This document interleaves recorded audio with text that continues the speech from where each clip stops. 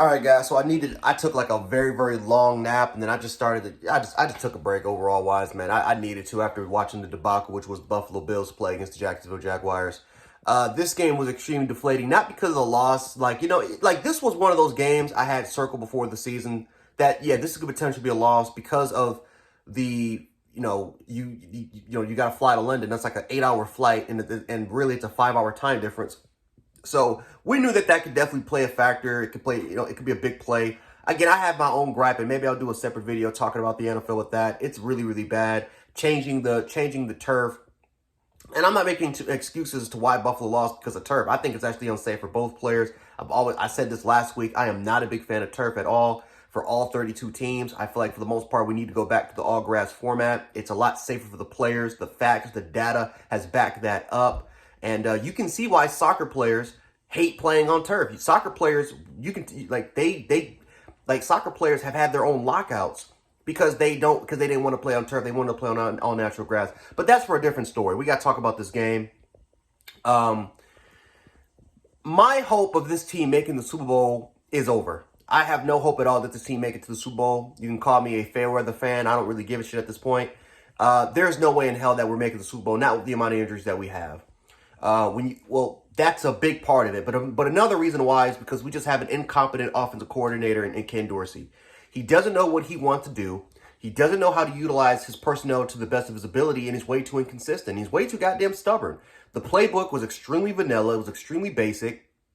It felt like for the most part, it was a watered down version of Brian Daboll's playbook, which basically what this is. This entire scheme in our playbook is still Brian Daboll's that's being run. The only difference is that Ken Dorsey is adding his own wrinkles to the offense, and for the most part, it's a watered down version of what we ran for 2020 and 2021. Barely any motion, no jet sweeps, no creativity. We keep running these wide receiver screens that barely works at all. No utilization at all of how to use 12 or 13 personnel when we decide to use it. We weren't physical in the run game. Look, everyone kept telling me, man, hey, James Cook had 97 yards, 100 yards. But for the most part, this is the lack of context. James Cook is getting these yards in garbage time. What's he doing in the first quarter? What's he doing in the second quarter? He's not being as effective when it comes to as effective and efficiently as we thought we did, But again, guys, the Jacksonville Jaguars, they had 189 yards on the ground. How did they get those 189 yards on the ground? Because let's be honest here. The Jaguars had 0 points in the third quarter with 75% of our defense being backups. But what happens? The Jacksonville Jaguars dominated field of possession. And as soon as we got tired, they just ran the ball down our throats. And we couldn't stop it because we were on the field for that much long because our offense couldn't be able to do it. But that's what happens when you have a running game. That's what happens when you actually have a true running back that's not just quick and explosive, but also is a very, very physical runner. We have 3 running backs that do things extremely differently. The problem is that we don't want to utilize them correctly. Latavius Murray, this is the perfect game where Latavius Murray should have got a lot of the carries. This is the perfect game where Damon Harris gets a lot of those carries, and you start to run dives, and you start to run up the gut. You start to run inside zones. You start right instead of running stretch plays and halfback tosses. You need to run that shit up the gut. You drafted Torrance because he's a mauler, because he's a bully. You have Spencer Brown, whose best attribute is run blocking. Who's run blocking. You need to start running that football and wear that defense down. But no, we kept dropping back and fucking 5 wide in shotgun, and we kept running halfback draws. That was the only running play that was for the most part we ran that the most. Our running backs had 10 carries, guys, for less than 30 yards rushing. You know who was our leading rusher today, ladies and gentlemen? Oh, Josh Allen. Josh Allen was our leading rusher again, which tells me all I need to know. This was a game where Josh Allen basically had to do everything. He basically had to wear the Superman cape. And we talked about this before, ladies and gentlemen. When Josh Allen starts to get overzealous, when Josh Allen starts to feel like, you know what, I need to put the team on my back, what happens with Josh Allen? We get bad Josh Allen. We get turnovers. We get interceptions. We get fumbles. We get the stupid-ass hurdles. That's the type of things that we get. And you know what? Ken Dorsey, and I would even include Brian Daboll in this, because Brian Daboll was in fault because we never ran the football. And people can say, well, we don't have the personnel to run the football. Well, Devin Singletary averaged 4.7 yards per carry when he was with the Buffalo Bills. So, no, we had the ability to run the football. It's because the reason why we didn't run the football was because we believed in our personnel at the skill position players, and we believed in Josh Allen, that we wanted to put the ball in their hands instead of giving it to Singletary in this running game, and for the most part having a balanced look. So I'm not confident at all in Ken Dorsey. Are there going to be some games where he's going to call some good, right? He's going to call some good games, right? He's not a bad offensive coordinator, but he's not a good offensive coordinator. He's definitely not a great offensive coordinator. He's a solid coordinator, right? He's a solid coordinator who's good, right? Who's gonna win matchups, who's gonna out scheme teams here and there. But do I believe that this is a guy that's gonna beat the Cowboys defense? Absolutely not. Do I think he's gonna have success against the Jets defense? The last 3 games, he's proven not to do it. Why would I think he's going to do it for the 4th game? Do I think he's going to beat the 49ers? Do I think he's going to do it to the Philadelphia Eagles? Do I think he's going to do it to the better defenses in the National Football League that know how to contain and stop Josh Allen and slow down this offense? I absolutely don't, because he has proven time and time and again that he will get out coached and out scheme, and overall, I was just unprepared for the moment.